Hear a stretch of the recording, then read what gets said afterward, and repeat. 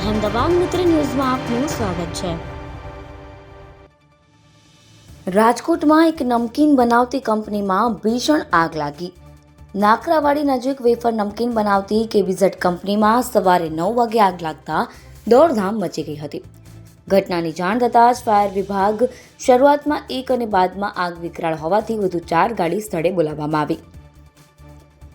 50થી વધુ ફાયર ફાઇટરો દ્વારા પાણીનો મારો ચલાવી આગને કાબૂમાં લેવાના પ્રયાસો હાથ ધરાયા। હાલમાં કોઈ જ જાનહાનિના સમાચાર નથી, પરંતુ આગને કારણે મોટું નુકસાન થવા પામ્યું છે। શરૂઆતમાં આગ એટલી વિકરાળ હતી કે તેના ધુમાડાના ગોટા 5 કિલોમીટર સુધી દેખાયા હતા। HR મેનેજર સત્યજીત ઝાલાએ જણાવ્યું કે સવારે 9 વાગ્યાનો સમય છે। 9:15 આસપાસ કોલ આવ્યો, કંપનીમાં આગ લાગી છે। તાત્કાલિક ફાયર વિભાગમાં જાણ કરી ચોખડા સર્કલથી ફાયરની ગાડીઓ સાથે આવ્યો હતો। વેફર્સ અને નમકીનની કંપની હોવાથી આગ વધુ ફેલાય તેવું તમામ મટીરિયલ હોવાથી આગ વધારે ફેલાઈ। આગ લાગવા પાછળનું કારણ હજુ સુધી સામે નથી આવ્યું।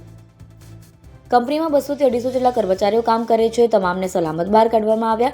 કંપનીના ફાયર એનઓસી અંગે સવાલ કરતા જણાવ્યું હતું કે હાલમાં અમે તેની તપાસ કરી નથી।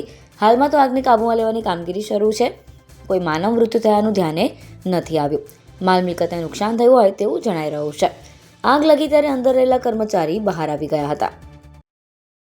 અહેમદાબાદ મિત્ર ન્યૂઝની YouTube ચેનલને સબસ્ક્રાઇબ કરો અને બેલ આઇકોન જરૂરથી દબાવો, જેથી દરેક મહત્વના વિડીયોની નોટિફિકેશન તમને મળતી રહે।